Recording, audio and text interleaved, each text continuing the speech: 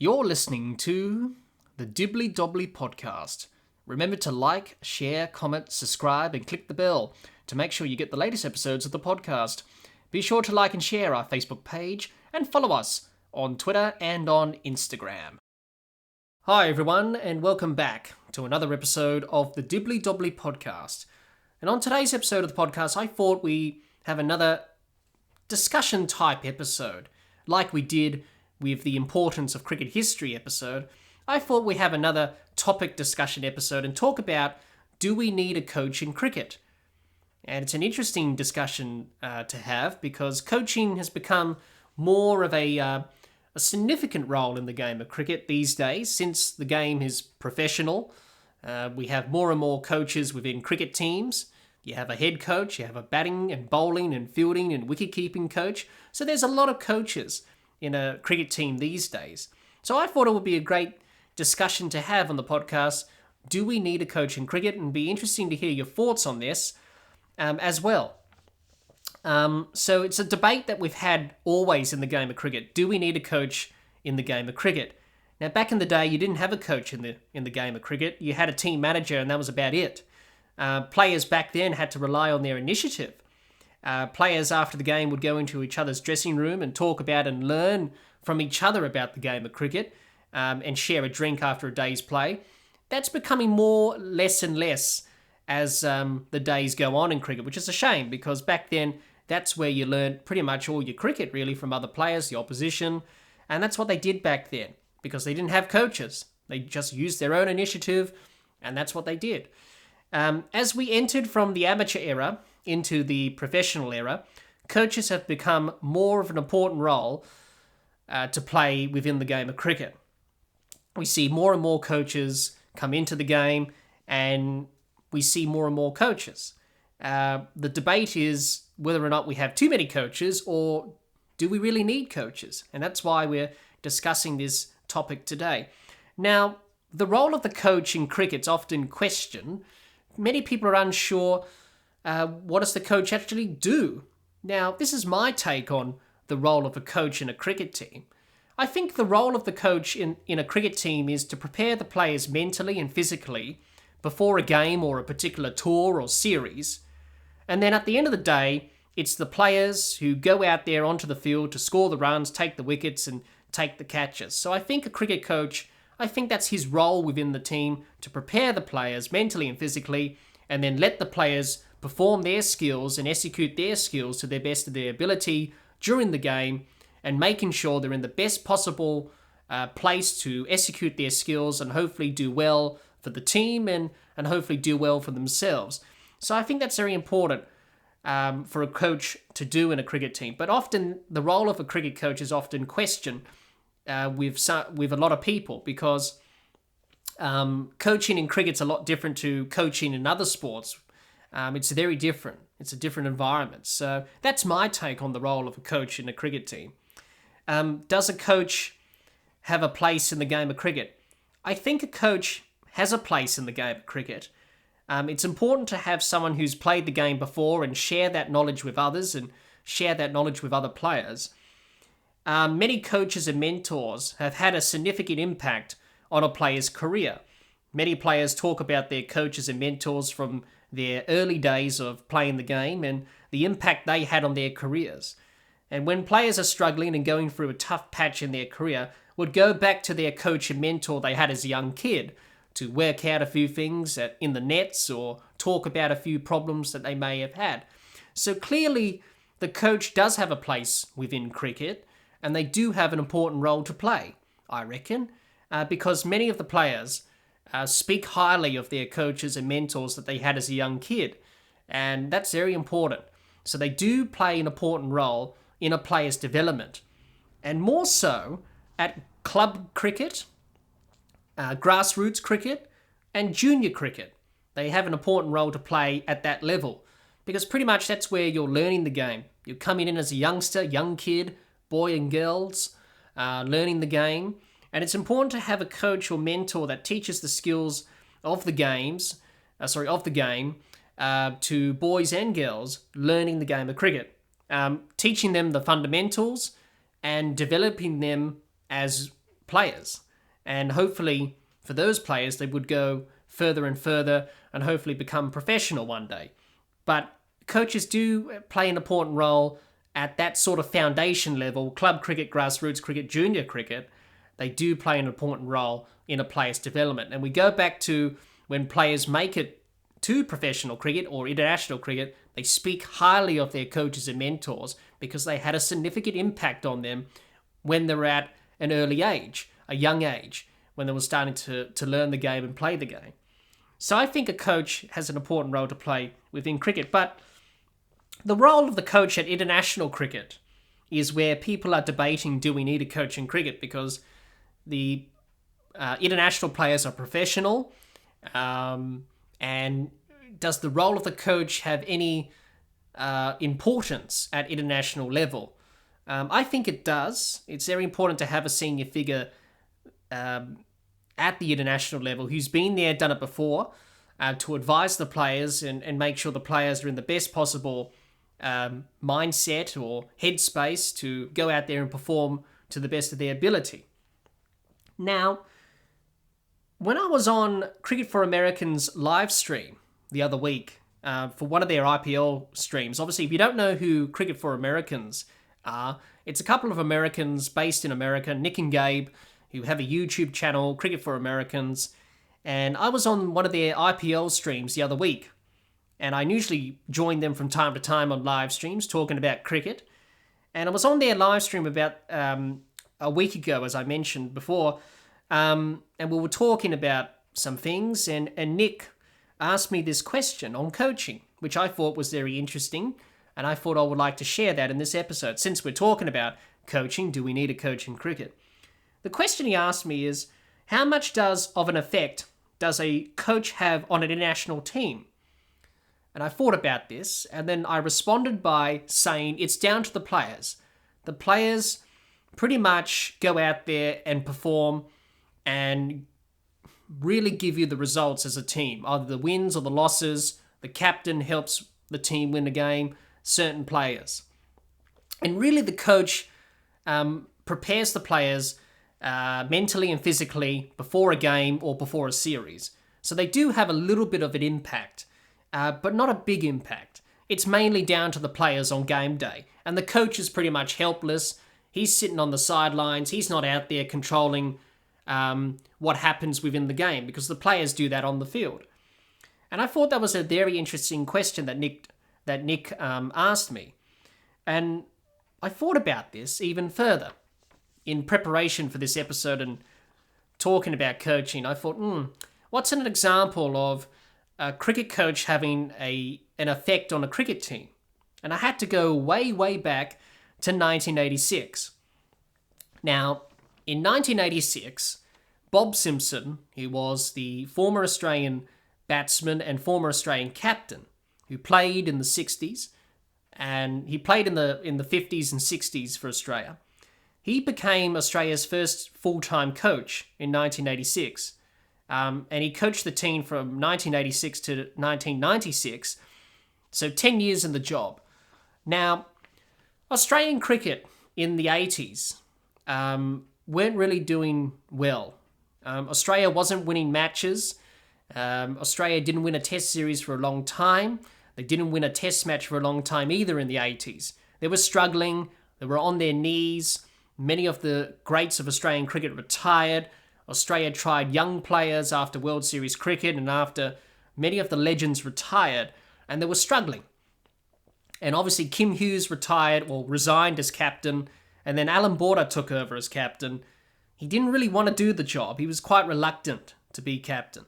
He just wanted to be one of the boys. So Cricket Australia back then as they were known, the Australian Cricket Board, but now known as Cricket Australia. Obviously, same organisation, different name. And they asked Bob Simpson to go to New Zealand because the test side, the Australian side were touring New Zealand at that time. And they asked Bob Simpson to go to New Zealand and observe the team and report back to the cricket board and say, do you think we really need a coach to help the national side? And obviously help the side to improve and get better and get out of this form slump. So he said, okay, I'll go over to New Zealand and I'll report back with my findings. He did that. He came back and he said, well, I think the team could benefit from a coach, a senior player, an experienced player who's been there, done it before at test level. So the cricket board said, okay, we agree with that. I think we do need a coach. And they appointed Bob Simpson as coach. Now, Bob Simpson and Alan Border are pretty much the two people who got Australian cricket back on track in that difficult period in the 80s. From 1989 up until the early 2000s, Australia were very dominant in the world of cricket. Unbeatable. Brilliant players, brilliant team, and some very fine captains who captained the side back in those days. Like Alan Border, and then once Alan Border retired, it was Mark Taylor, and then when Tubby retired, it was Tugger, Steve Waugh, and then after Steve Waugh retired in the early 2000s, it was down to Ricky Ponting, who then continued on the legacy. So Bob Simpson did have a positive effect on the Australian team as coach, and many of the players who played under Bob Simpson as coach, they do regard him, they do put him in the highest regard. They say Simmer was a very good coach, he helped us a lot. Along with Alan Border, they got the team back on track. So that's an example of a coach having a positive impact on a cricket team. And Bob Simpson definitely had that back then when Australia were very poor in the 80s, in that difficult period in the 80s. But then with him and Alan Border, got the team back on track, and Australia had started to dominate world cricket from 1989 onwards to throughout the 90s and early 2000s. But clearly, other people think that we don't need a coach, especially at international cricket. And a lot of people think, well, it's a waste of time having a coach at international cricket. We don't really need a coach. We should just have team managers, as we did back in the day.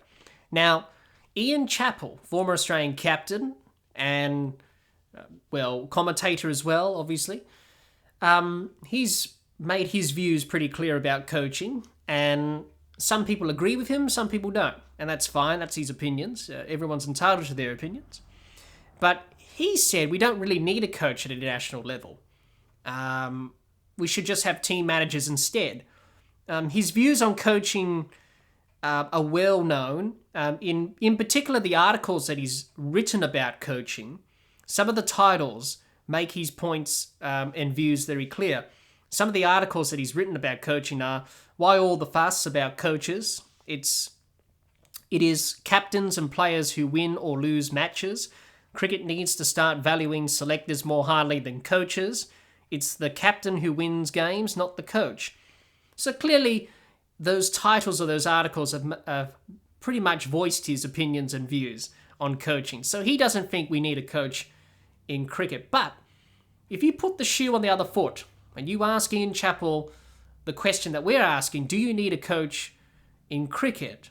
Or do we need a coach in cricket, I should say. But then you add on, do we need a coach in cricket at grassroots level club cricket? Then he'll probably say yes. But if we go back to our original question, do we need a coach in cricket? And then if you refer it to international cricket, he'll probably say no, we don't. It's a waste of time. So clearly there's two sides of the argument here. Some people think we do need coaches, and obviously Ian Chappell and other people think we don't need coaches. So there's two sides of the argument here. So it's very interesting to hear people's ideas and views and opinions about coaching within the game of cricket, because it's a different environment. Being coach of a cricket team is different to being a coach in any other sport. It's a different kettle of fish. Now, last year on the podcast, we had cricket discussions with Tom Scollay from Cricket Mentoring and my cricket coach, Luke.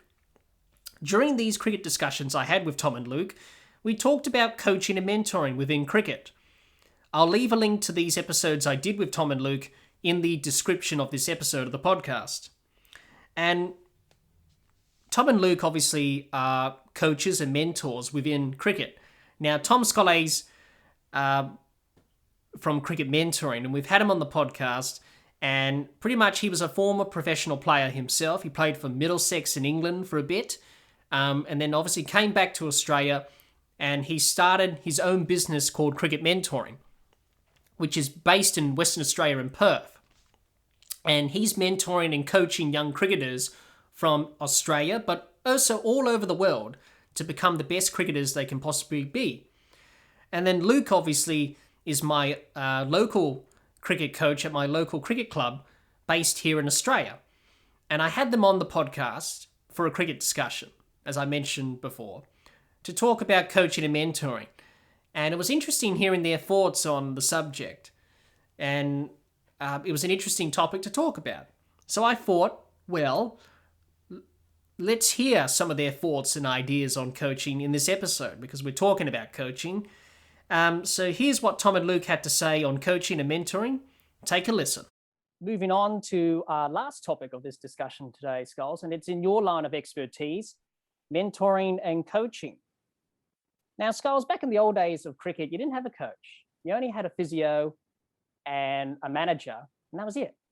There was no coaches like we have today. So players had to work out things for themselves and use their own initiative rather than someone telling them all this information. Because back in those days, cricket was still considered to be an amateur sport. It wasn't professional as it is today. So Skulls, a mentor or coach is very important in the development of a player.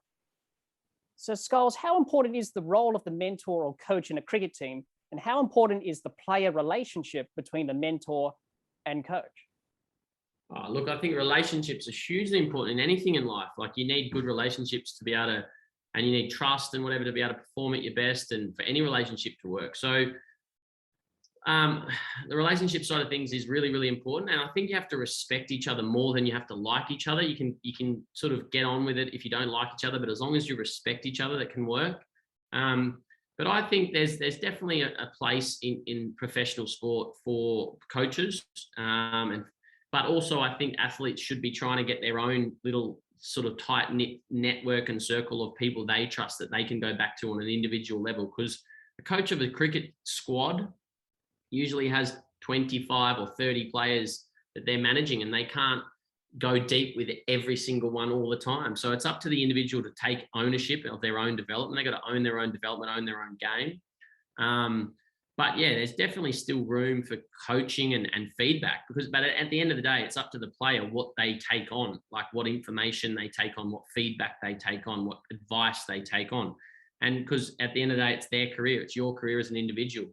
As I know, you don't get carried along if you're not doing well. So you've got to work out what information to take on, what to implement, and what to just sort of try and then maybe not implement. So I think it's really, really important. And ultimately, it's up to the player to figure things out. But I think coaches can help fast track things. Absolutely. So learning and improving as a mentor and a coach is very important, Skulls. Like the players, you have to constantly improve your game and look to get better and be the best possible mentor you can be. So Skulls, how important is it to learn and improve as a mentor and coach? And seeing that you're a mentor yourself, who do you turn to for advice? Yeah, look, I think like in anything in life, you've got to continue to better yourself. It's the growth mindset. Whatever you're doing, you want to try and do to the best of your ability. And part of that is learning and developing yourself. So I speak to Chris Rogers, who's the coach of Victoria, former Australian opening batter. He's one of my best mates, and I speak to him on a daily basis about batting, about coaching, about technique, about anything performance related. And coaching related. So he's one of my mentors and someone I speak to a lot. Greg Shippard, the coach of the Sydney Sixers, is another mentor I speak to every now and again. He's been very generous with his knowledge and wisdom. So yeah, absolutely. You've got to, in anything in life, you just got to keep learning and developing yourself, or else you go backwards. Absolutely. Let's move on to mentoring and coaching the players' Skulls. That's very important for a mentor and a coach to do. It's very important to teach the basics of the game and the fundamentals to the players, isn't it, Skulls? So how important is it for coaches to teach the fundamentals of the game to young players in particular? Oh, well, if you don't have good fundamentals, the building falls down. I think the skill set is built on the back of good fundamentals. So it's vital. Like, if you want to be successful and you want to be consistent, you have to have good fundamentals, and it starts at a young age. So it's a non-negotiable. Absolutely. So Skulls, you did a live stream on batting techniques, and you talked about how people have different techniques and that. And people tend to criticize players for weird techniques and that. So as a coach, how do you approach advising the players on their techniques? Look, I think it all comes back to the basics. I try and keep things simple. I think that there's enough complexity in batting. There's enough things going on with mental, tactical, technical, that I try and keep things simple and just get them being as still as possible. And we're always trying to get the bat coming through a straight line to the ball in the most efficient way. So, that's sort of my philosophy, really. Keep it simple and let them sort of have their own way, but try and follow the basic principles of batting, the basic fundamentals that ring true for anyone. Absolutely. To finish off, Skulls, any advice that you will give to any mentor or coach starting out this season? What advice would you give them? Look, just find your method, find your philosophy or your way of doing things that resonates with you, but you've got to put the players first. It's about them. It's not about you. I hear some horror stories and I see some horror things all the time where coaches are putting themselves first and trying to win things for them. And that's not what it's about. Coaching is about helping develop the player and the person, and create an environment where they enjoy it. Like, that's the number one thing for us is you want to give lots of energy and create an environment where they want to come back. They want to be there. They want to do it. So they're the main things, and you'll find your way. You don't have to be the best technical coach. You don't have to understand the game the best. If you're creating an environment that they enjoy, and you're making it about them, I think you're on the right path. Let's move on to our final topic of this cricket discussion for today, Cotter. It's your favorite subject, coaching. Let me talk about coaching. Yeah, I do quite enjoy. I think it's probably must be part of my DNA, like being a teacher, and then always coached since about the age of 15. So in both football, cricket, and netball. So yeah, it's something, must be a vocation of mine that I'm called to do. Yeah, but the role of the coach within a team is very important, isn't it? And we touched on that earlier on in this discussion. Yeah, it's such a unique. I think in cricket, a coach is a very unique role, because you don't have that input during the game as such. Like you think of other sports such as Aussie rules. They've got a runner who can run out to players during the game to send messages. You have 3 breaks during the game plus your pre-game to speak to your players. Whereas in soccer, I guess you have a bit more voice from the boundary, or if you're any European listeners, football, there's a lot of voice from your manager or coach from the sidelines. Yeah. But in cricket, it's very much the captain seems to take on most of that role during the game, and your on-field leaders. So I was probably in a privileged position to be able to coach and be a player at the same time, which was its own challenge because you didn't want to step on the toes of the captain and the vice captain during the game, but also to still be a leader and just send a message that you've been sending all season. So I found that there were some times to be able to, teach the skills that were required. Not necessarily the skills, but just to get a player to work on their technique and just one thing that they can do better to better perform their role. And I think we had some good conversations, myself and players, about their role in the team, how they're going. Just having general chats socially as well. I think, and that it built really good team culture. Which I think it's the number one job of a coach, is to manifest a positive culture and to develop that. That's true. It is. It's important to get that all right. But did you take that responsibility on yourself this season that I'll volunteer to be the coach this season and make sure the team improves? Well, I didn't really volunteer. I was sort of asked by our club captain to be the coach. I'd sort of been doing just some stuff in the pre-season, working with players. I'm just having chats with them, and he sort of identified that and was like, "Why don't you be our coach?" And I was like, if you want me to, okay, I guess. I had a bit of time to think about it. But yeah, I think at the end of that, I just want each player to become a better version of what they already are. Not trying to change them fundamentally as a player, but just trying to improve on the little things that they're doing that they could do a little bit better, which they're showing that they've got an ability to perform, but just trying to improve little things along the way rather than fundamentally change their technique is not my role. Like if they want to try to do that, then they can in their own time. I'm just there to help them identify little things that they can do a bit better, I think was my role this year, and to, constantly talk about our goal and our objective, which is what we wanted, a premiership. We didn't deserve it. I think some people in the team might have felt that we deserved it from the previous year. But it was just changing that language to being we want it. It's not what we are entitled to. It's what we want, and that's what we're working towards. And there's things along the way and values that we probably instilled in the team to ensure that we didn't get ahead of ourselves and that we were always focused on the job at hand and knowing that at any moment our fortunes could change. Absolutely. And that's very important as well. I think of the coach as sort of a mentor, an advisor to the players, someone you can rely on, as we talked about before, someone you can go back to as a player and a mentor or someone. That's what the coach is in a team. Obviously, you mentioned before, Luke, that the coach is helpless, especially in cricket when the players are on the field. You can't control what they do. You can only instruct them to how they should play. But at the end of the day, it's up to the players in how they perform.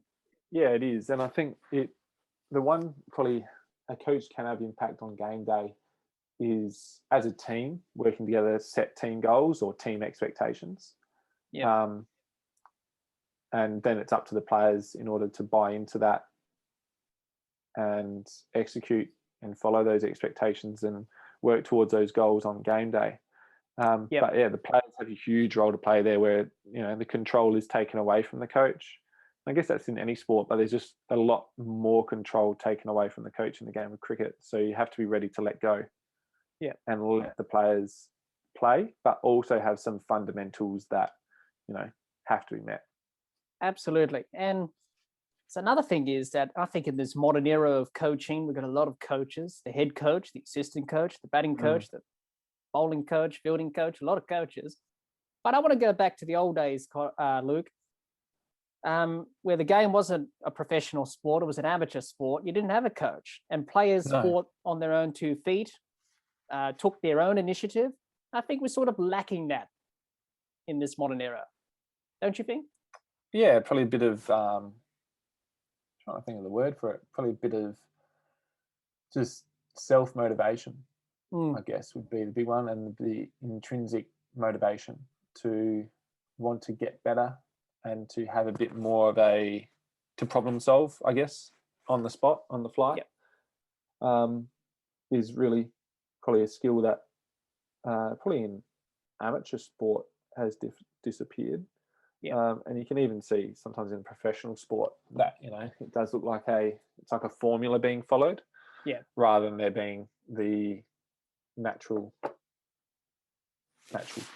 talent just coming through. I think T20 does have a bit of that, but there's all these rules brought in, and you can already see spinners are the ones taking wickets, so you know how most teams are going to open up with a spin bowler, so the ability to problem solve does fall away when there's all these different coaches in the professional sphere. Absolutely. Especially with all analytics and stats these days. Players tend to play with the numbers, but I think we need to have that bit of initiative every now and again instead of go away from the numbers. Initiative. Yeah, just to be able to. It's good to have that data to back up what you are doing, but to be able to. Sometimes the plan doesn't work, so you need to be able to think on the fly and think, okay, how can we change? To get this player out, what can we do differently? Absolutely. And we need to go back to that, I think, in this modern era in cricket. It's a sad thing, but that's a sign of the times. Different eras. Obviously, back then it was different, not a professional sport, whereas it is now. So you're going to have lots of coaches there. did you notice that with the team this year, Cotter, that they took their own initiative and put that upon themselves this season, the team? I would say yes and no. I think we played more as a team this year than what we probably have in the past. We're more, and I like to call us a machine, and we're all cogs as part of that. Yeah. I think the initiative that was shown was that we were there to support each other. Yeah. And not let someone else have to fire us up. That we did it. The players did it individually during the game. Whether that was on the field or whether that was, at a drinks break, we were held accountable. To each other, and I think initiative comes from being held accountable. If you're being held accountable, you're more likely to do something off your own back. So I think the initiative that we showed this year was, being able to support each other in order to reach the team's goal. And that we can't have any passengers along the way. So people were staying in the game mentally longer. Yes, that's absolutely important as well. And that's an important tip for any young cricketer out there or coach. Make sure you go with your gut instinct at the end of the day. Go with your initiative. And that's very important in this modern era of coaching. Your approach with the team this year, Cotter, was it to be a hands-on coach, be a bit laid back with the players, or? It's probably what I was speaking about a bit earlier about coaching. There's no coaching style. There's no one size fits all. So I knew with some players I didn't need to speak too much with them. I just have a quick chat with them here and there throughout the season. But generally I guess they probably did have more initiative than other players. In their own, knowing what they needed to do, and were very reflective on their game. But then with other players, it was more conversations, more chatting about their game, getting them to identify what they do well, what they need to improve on. I think my main role was to just keep us on track for that goal. And how I interacted with each individual player was unique for each individual.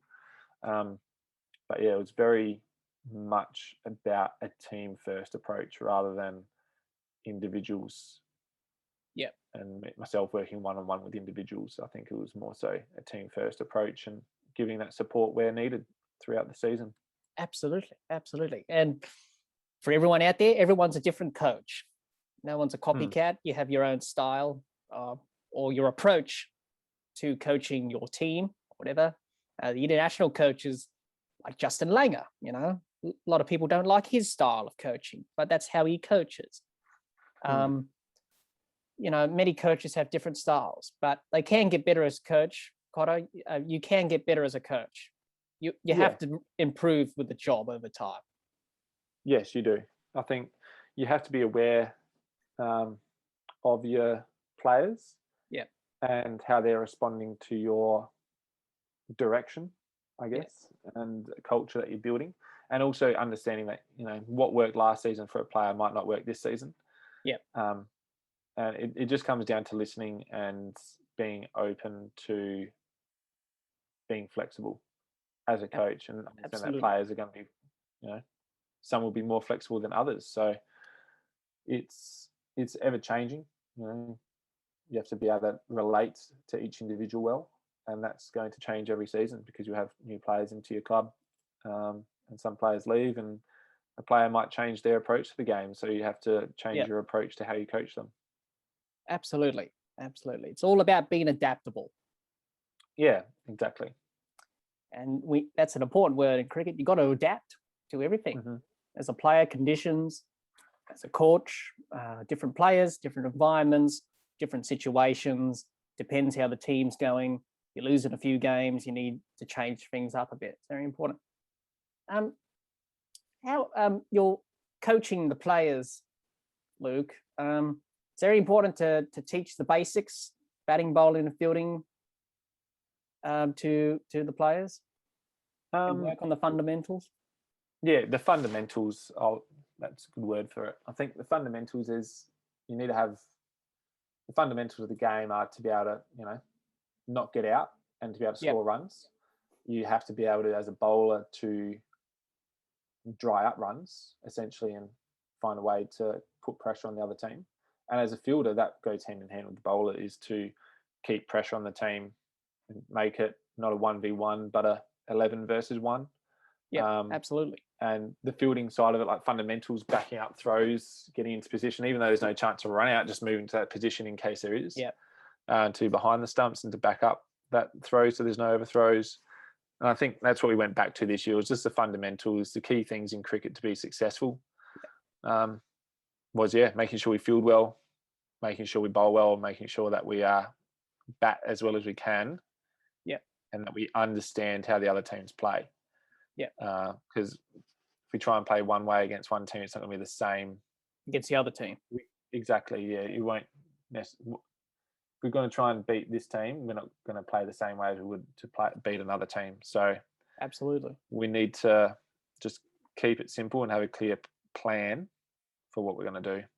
And the fun comes back to fundamentals won't change each game. You have to bowl tight lines. You have to field well and take your catches. So it's as simple as that. And you want to try and not get out by being able to protect your wicket to a good ball. That's the fundamentals, really.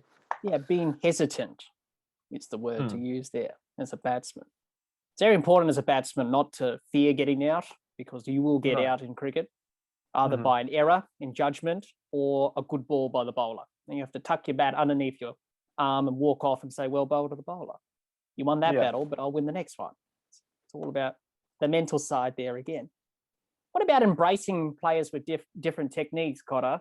We often get caught up. People had a go at Steve Smith for the way he bats, but that's his technique. And people say they don't like it. It's weird. People expect every player to be perfect, back to the old days, perfect stance, back lift, whatever. But the MCC coaching manual was thrown out years ago. The game's moved on, it's evolved. Everyone's different in this modern era. Yeah, I think coaching adults, you can make small changes to technique, which will make big improvements, but you can't overhaul their technique. I think if you do that, there's going to be more going backwards before you go forwards. We've got some very, interesting techniques in our team, but I've seen them that they've been able to perform, and be able to score runs.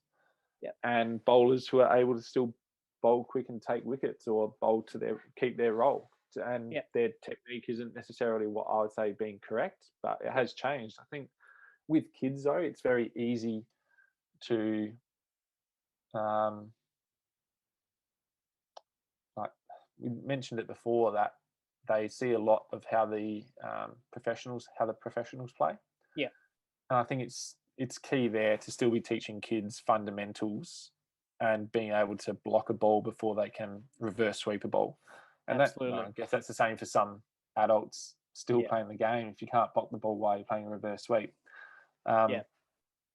So I think, there is a time and a place to let players have their own technique as a batter or bowler. But there's also some key things that do need to be met in their own technique of how they're going to be able to play a defensive shot. Absolutely. Not necessarily make a huge overhaul of their technique. It can be done when you're younger because, the brain's still developing. But as an adult, it's really hard to change that. So it's all muscle memory. It is. Basically. And it does get harder to teach new things. I think in the professional world, it's a bit easier to make, larger changes because of the time they have. But in the semi-professional and amateur world, it's, you got to make small changes that will hopefully have big impacts. Yes, and obviously we're not a professional sort of comp, really. No. So there's a big difference there between professional, semi, and obviously amateur. But I think it doesn't matter how well you look. Cricket's not about looking nice. If you score runs ugly as a batsman, who cares? I say. If you get the job done, that's all that matters. Basically, doesn't show on the scorecard where the ball's going or how you're playing your shots. Yeah, Absolutely. It's all about embracing yourself as an individual and a personality, basically. Yeah, exactly. That's the bare bones about it. Obviously, Cotter, the season ahead for the team. What are your plans for the season as a coach, planning forward for next season? For next season, I think is to, it's going to be, because we've had that success now, it's tapping into that self-belief and understand, look what we've been able to achieve, but hey, we've got a whole new season here and it doesn't mean anything. We're not premiers anymore. We're not a grand finalist anymore. We're back to square one. We're 0 wins, 0 losses. Yep. And we've got another 15, 16 games to go before, we have that opportunity to take the premiership. So I think my mentality and approach for next season will be pretty similar to this season. Yep. Is that we know what we want. We don't deserve it. We're not entitled to it. And we need to work hard to get there. So I think my approach to the overall goal won't be any different. Yep. There might just be some hungrier teams next season, especially with a new team who made a grand final against us, who haven't in a long, long time. Yep. That, there's going to be some improvement there from that club, and that it's not just going to be a 2-horse race anymore. Absolutely. It's all about getting better, and other teams will get better as well. It's all about improving your game as a cricketer, and we always look to get better in this game. To finish off on Cotter on this subject, before we finish up this discussion overall, it's been a great discussion. We've got lots out of this discussion today. Your advice for any young coach or coach coaching their team next season, what advice would you give them in this job? I think, one, be yourself.